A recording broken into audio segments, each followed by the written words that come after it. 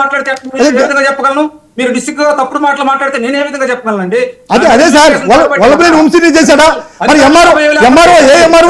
ఏ MRO చేశాడు, ఏ RTO చేశాడు? Okay, Madhusudan Reddy గారు మాట్లాడిన తర్వాత మీరు మీ డౌట్స్ తర్వాత ఆర్గ్యుమెంట్స్ కొద్దు కానీ అధికారుల ప్రమేయం లేకుండా తప్పుడు జీవోలు తీసుకొచ్చారు. అధికారులు సంబంధం లేదు అక్కడ, అయ్యే జీవోలు అని చెప్పాడు.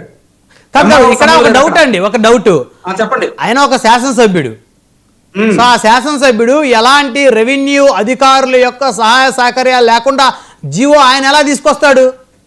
ఏమండి, జీవోనే మార్పింగ్ చేసి తీసుకొచ్చారండి. అది జాయింట్ కలెక్టర్ పంపించాడు. దాని మీద కదా ఆయనే టైప్ చేశాడా? వాళ్ళే చేశారు. ఆఫీస్ లో చేసినటువంటి జీవో అది. గవర్నమెంట్ దగ్గర నుంచి వచ్చిన జీవో కాదు అది. అప్పుడు జీవోలు బయటకు వచ్చాయి కాదు కదా, జీవోలన్నీ దాచి పెట్టేవాళ్ళు కదా బయటకు రాకుండా. ఆయన మీద ఎంక్వైరీ జరిగింది. ఇంకోటి కూడా చెబుతున్నా, వల్లభనేని వంశీని అరెస్ట్ చేసింది ఒక హర్షవర్ధన్ అనేటువంటి కుర్రవాడిని అక్రమంగా అరెస్ట్ చేసి అక్రమంగా అతని చేతుల్లోకి తీసుకొని ఇష్యూ చేసినందుకు అరెస్ట్ చేశారు. ఈ కేసుల మీద కాదండి, ఈ కేసులు వేరే ఉన్నాయి. ఒక దళిత కుర్రవాడిని అక్రమంగా అన్యాయంగా అతను ఆధీనంలో పెట్టుకొని హింసించాడని దాని మీద మొన్న అరెస్ట్ చేసి దాని మీద ఇన్వెస్టిగేషన్ జరిగినాయి. దీని మీద కూడా ఉంటాయి. ఆ రోజే కదా వెళ్ళింది జగన్మోహన్ రెడ్డి గారు, వెళ్ళిపోయి పోలీసులను గొడ్డలోడ తీస్తాను తాను అయ్యని మాటలు మాట్లాడారు కదా. వీటితో పాటు మీరు అన్నట్టు చాలా విషయాలు ఉంటాయి. ఒకటి కాదు, వల్లభనేని వంశీ విషయం పెద్ద ఇష్యూ కాదని వాళ్లే చెబుతున్నారు. ఇంకా ఆయన మీద చాలా క్రిమినల్ కేసులు ఉన్నాయి, అదే విధంగా అటెంప్ట్ మర్డర్ కేసులు ఉన్నాయి, దాంతో పాటు దొమ్మి కేసులు ఉన్నాయి, పార్టీ ఆఫీసులు తగలబెట్టిన కేసులు ఉన్నాయి, ఇంకా చాలా ఉన్నాయి. అవన్నీ వేరండి. దాని మీద ఇన్వెస్టిగేషన్ జరుగుతూ ఉంది, దాని మీద చర్యలు తీసుకోవాలా. ఈ కేసు వేరు. ఇంకా రెండో అంశం, అసలు భారతదేశంలో ఎన్ని రాష్ట్రాలు ఉన్నాయండి? భారతదేశంలో ఎన్ని రాష్ట్రాలు ఉన్నాయి? 35వ స్థానం వచ్చింది అంటాడు.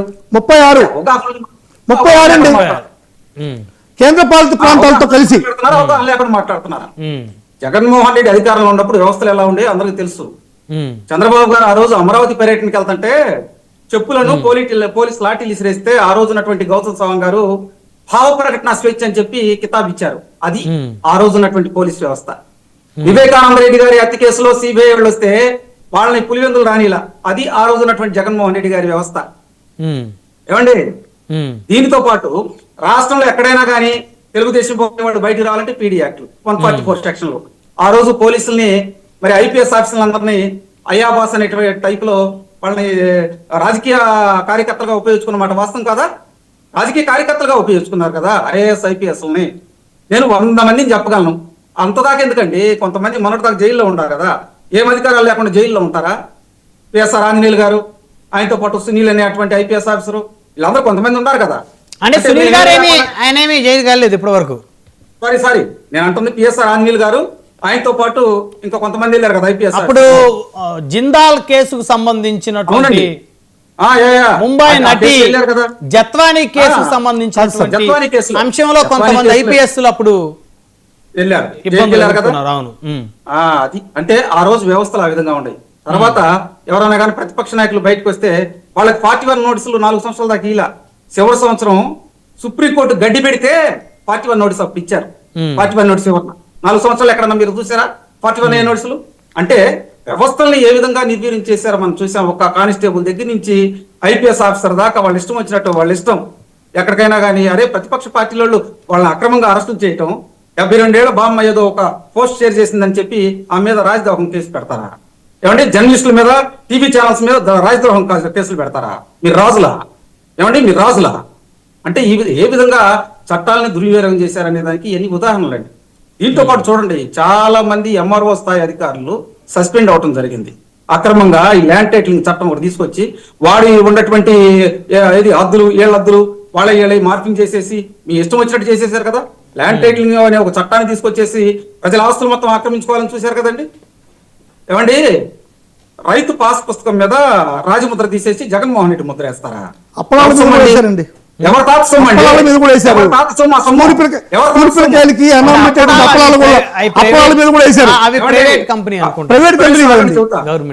గవర్నమెంట్ స్కూల్కి అన్నం పెట్టేది పిల్లకాయలకి మధ్యాహ్నం భోజనం చేసేటప్పుడు అప్పలాల మీద కూడా చంద్రబాబు నాయుడు గారు ఫోటో వేసిన మీది.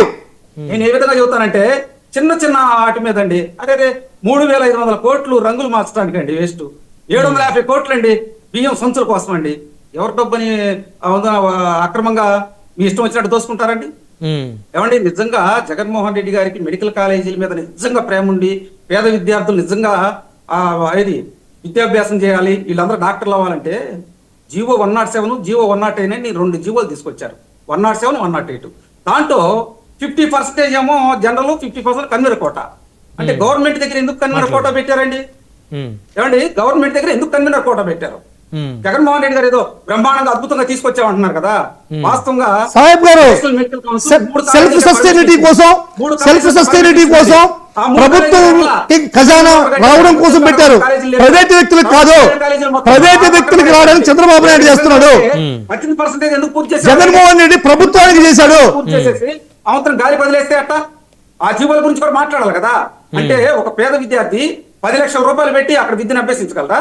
అంటే ఎన్ఆర్ఐ కోటా కింద 20 లక్షలు, అవి కాకుండా ఇంకా ఫీజులు ఉంటాయండి. అంటే ఒక పేద విద్యార్థి వెళ్ళి విద్య అభ్యసించాలంటే సంవత్సరానికి 50 లక్షలు అవుతుంది అతనికి వీళ్ళు ఇచ్చినటువంటి జీవో ప్రకారం. అదేవిధంగా ఎన్ఆర్ఐ కోటాలో వచ్చినటువంటి వ్యక్తి ఎవడు ఎక్కువ డబ్బులు ఇస్తే వాడికి అమ్ముకుంటారు.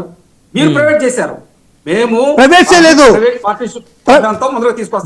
గవర్నమెంట్ మెడికల్ కాలేజీ సస్టైనబిలిటీ కోసం 50% సీట్లు ఇన్స్టెంట్ గా 2 సంవత్సరాలు 3 సంవత్సరాలు ప్రైవేట్ అమ్మడం కోసం. ఏమండి ఒక్క నిమిషం, ఏమండి వీళ్ళు హైకోర్టుకి వెళ్తే హైకోర్టు తప్పుపట్టింది, కేంద్రానికి వెళ్ళారు, కేంద్రం తప్పుపట్టింది, వాళ్ళు ప్రైవేట్కి వెళ్తలేదండి, పీపీపీ మోడ్ లో వెళ్తున్నారు. ఇది గుజరాత్ లో కూడా ఉండే, వేరే రాష్ట్రాల్లో కూడా ఉండే అని చెప్పారు. నిన్న గవర్నర్ గారిని కలిశారు, గవర్నర్ గారు కూడా ఆయా ప్రైవేట్ అంటే ఏంది, పబ్లిక్ ప్రైవేట్ పార్ట్నర్షిప్ అంటే ఏందని.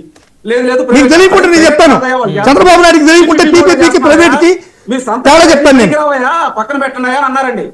ఏమండి పబ్లిక్ ప్రైవేట్ మోడ్ లో వాళ్ళు వెళ్తున్నారు, ప్రైవేట్ మోడ్ లో వాళ్ళు వెళ్తలేదా అని అన్నారు. అంటే అవగాహన లేకుండా ఏది పడితే వెళ్తా.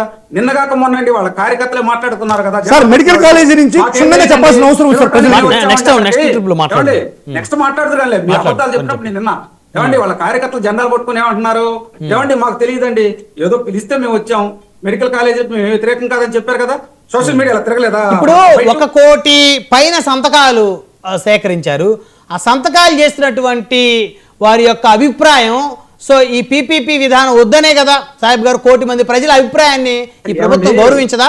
బ్రహ్మనాయుడు గారు వాళ్ళ కార్యకర్తలే అక్కడికి వస్తే ఏమండి అది మాకు తెలియదండి, వాళ్ళు ఏదో రమ్మంటే మేము వచ్చామని జెండాలు పట్టుకొని అన్నారు. ఇక్కడ ఇంకో అంశం, మేము ప్రైవేట్ చేయట్లేదు, పబ్లిక్ ప్రైవేట్ పార్ట్నర్షిప్ ప్రోగ్రామ్ తో ముందరికి వెళ్తున్నాము.